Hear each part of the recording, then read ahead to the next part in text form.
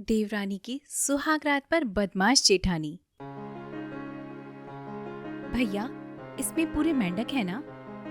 हाँ बहन जी, पूरे 15 मेढक हैं। ठीक है, ये लो तुम्हारे पैसे और अब जाओ यहाँ से। कनिका उस कांच की बोतल में ढेर सारे मेंढक लेके उन्हें चुपचाप से अपने कमरे में ले जाने लगती है कि तभी कनिका की ननद आशा उसे देख लेती है। अरे भाभी, ये आपके हाथ में इस बोतल में इतने सारे मेंढक क्या कर रहे हैं? कहीं आप इन मेंढक से कोई शरारत तो नहीं करने वाली? अरे नहीं नहीं, वो मेरी एक फ्रेंड को कुछ मेंढक चाहिए थे, तो बस उसी के लिए इन्हें बाहर से ऑर्डर किया है। और ये क्या, तू अभी तक तैयार नहीं हुई? चल जल्दी से तैयार हो जा कहीं बारात के लिए लेट न हो जाए।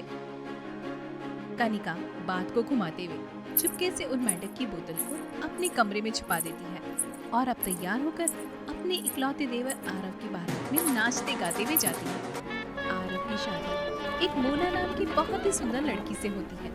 शादी के बाद सभी लोग नई नवेली दुल्हन को ससुराल में ले आते हैं और अब सभी लोग मिलकर मोना की मुंह दिखाई की रस्म करते हैं। कनिका बहू, बहुत सारी रस्में तो हो गई हैं। अब मोना बहू को कमरे में ले जाओ। मैं थोड़ी देर में मोना को कमरे में ले जाऊंगी। अभी कमरे की डेकोरेशन पूरी नहीं हुई है माँ जी।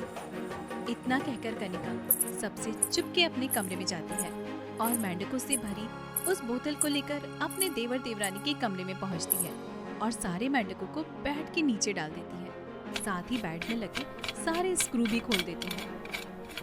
अब आएगा सुहागरात का असली मजा। इतना कहकर कनिका चुपचाप कमरे से निकल जाती है। दरअसल कनिका का स्वभाव शुरू से ही मजाकिया और शरारती किस्म का था।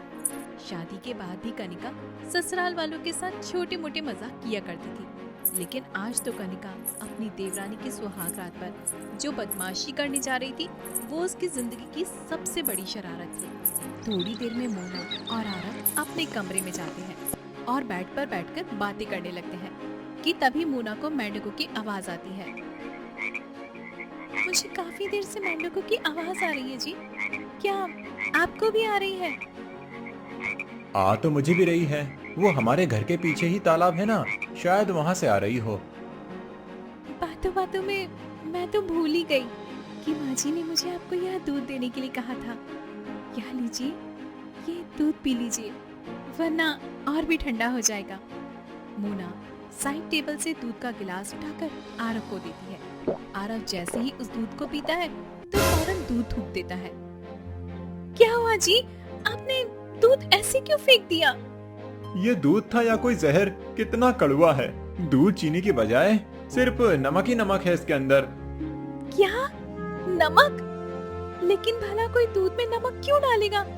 लगता है जिसने दूध गर्म किया उसने गलती से शुगर पाउडर की जगह इसमें नमक डाल दिया होगा। कोई बात नहीं जी, आप इसे रहने दीजिए, आप ही पानी पी लीजिए। आरव पानी पीकर थोड़ा रिलैक्स होता है, जिसके बाद अब दोनों फिर से बातें करने लगते हैं। जैसे जैसे रात गहरी होती है वैसे वैसे आरव और मोना धीरे धीरे रोमांटिक होने लगते हैं। आरव मोना के करीब जाने ही वाला होता है कि तभी फिर से मोना को मेंढकों की आवाज आती है। मेंढक तालाब में है, लेकिन उनकी आवाज फिर भी यहाँ तक इतनी साफ साफ कैसे आ रही है? ऐसा लग रहा है कि मेंढक तालाब में नहीं बल्कि यही हमारे पास में है। मोना इतना बोल ही रही होती है कि तभी पलंग के नीचे से छोटा सा मेंढक उछलकर सीधा उनके बेड पर आ जाता है, जिसे देखकर मोना जोर जोर से चिल्लाने लगती है। मेंढक! मेंढक! आरव जी, इस मेंढक को हटाइए यहाँ से। मुझे मेंढकों से बहुत डर लगता है। जी, कितने गंदे हैं ये। आरव जी प्लीज हटाइए ना इन्हें। परेशान मत होना, मैं इसे भगाता हूँ। आरव जैसे तैसे कर बड़ी मुश्किल से उस मेंढक को खिड़की से बाहर निकालता है। मोना, परेशान मत हो, उस मेढक को मैंने भगा दिया है, अब वो यहाँ नहीं आएगा। लेकिन आखिरकार वो मेंढक हमारे कमरे में आया कैसे? आरव मोना को शांत करवाता है, जिसके बाद अब दोनों फिर एक दूसरे के करीब आने लगते हैं। लेकिन इस बार बेड के नीचे जितने भी सारे मेंढक थे वो सारे इधर उधर उछलने लगते हैं, जिसे देखकर मोना अपना पारा खो देती है और बेड पर जोर जोर से कूदकर चिल्लाने लगती है। इतने सारे मेंढक, जी भगवान जी, इतने सारे मेंढक। आरव जी खड़े खड़े क्या देख रहे हैं, कुछ कीजिए ना जी, इतने सारे मेंढक, यक्स। मोना, ऐसे चिल्लाओ मत वरना सभी लोग ऊपर आ जाएंगे। इतने सारे मेंढक हमारे आसपास घूम रहे हैं और आप कह रहे हैं मैं चिल्लाऊं नहीं। जल्दी से इन सारे मेंढकों को बाहर निकालिए आरव जी। आरव एक एक कर उन मेंढकों को पकड़ के खिड़की से बाहर फेंकने लगता है। वहीं मोना डर के मारे अभी भी बेड पर कूद रही होती है। कनिका के बेड से स्क्रू को ढीला करने की वजह से मोना के ज्यादा कूदने पर वह बेड बीच में से टूट जाता है। मेरी कमर। ऊपर से मोना के चिल्लाने और बेड टूटने की आवाज सुनकर नीचे बैठी कनिका काफी खुश होती है। लगता है मेरी शरारत रंग ले आई है। मेंढकों और बेड टूटने की वजह से दोनों देवर देवरानी की सुहागरात खराब हो जाती है और ऐसे ही 2 दिन गुजर जाते हैं। उस दिन तो हमारी सुहागरात नहीं मन पाई, लेकिन आज ये गजरे देकर मैं अपनी वाइफ को अच्छे से खुश कर दूंगा। अरे वाह, गजरा देने की तैयारी हो रही है देवर जी। चलो अच्छा है। वैसे मुझे स्टोर रूम से कुछ सामान निकलाना था, तो तुम मेरी मदद कर दोगे? हाँ भाभी, ये भी कोई कहने की बात है। आरव स्टोर रूम से सामान निकालने के लिए चला जाता है। कनिका आरव के लाए हुए गजरे के अंदर खुजली पाउडर डाल देती है, जिसके चलते मोना जैसे ही उन गजरों को लगाती है तो उसके बालों में खुजली होने लगती है। मेरा सर, यहाँ अचानक इन गजरों को लगाते ही मेरे सर में खुजली क्यों शुरू हो गई है? ये इतनी खुजली, उफ़। इस बार भी बदमाश जेठानी की वजह से देवर देवरानी का रोमांस खराब हो जाता है। शादी को 1 हफ्ता होने वाला होता है, लेकिन इनकी अभी तक सुहागरात नहीं बनी होती, जिसके चलते मोना उदास होकर बैठी होती है। क्या हुआ मोना, तुम इतनी उदास क्यों हो? अपनी जेठानी के पूछने पर मोना कनिका को सारी बात बताती है। तो इसमें इतना परेशान होने वाली कौन सी बात है? हम सब लोग कल दर्शन के लिए बाहर जा रहे हैं, तो तुम कोई बहाना करके आरव के साथ घर पे ही रुक जाना और उसके बाद आराम से एक दूसरे के साथ वक्त गुजारना। भाभी, आप वर्ल्ड की सबसे अच्छी जेठानी हो। अगले दिन होते ही सभी लोग दर्शन के लिए निकल जाते हैं। मोना पेट दर्द का बहाना बनाकर आरव के साथ घर पर ही रुक जाती है, जिसके बाद अब दोनों पति पत्नी एक दूसरे के साथ हॉल में कपल डांस करते हुए अच्छा वक्त बिताते हैं। शाम तक घर पर कोई नहीं है।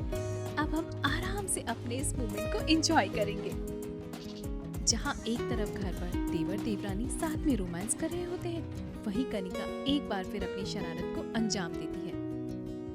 माँ जी, पूजा के लिए जो फूलों की टोकरी ले जानी थी वो तो घर पर ही रह गई, अब हमें वापस जाना होगा। कनिका जानबूझकर सभी को घर पर वापस ले जाती है। सभी जैसे ही घर के अंदर जाते हैं तो मोना और आरव को एक दूसरे की बाहों में पाते हैं, जिसे देख मोना के ससुराल वालों के साथ मोना और आरव भी काफी ज्यादा शर्मिंदा होता है।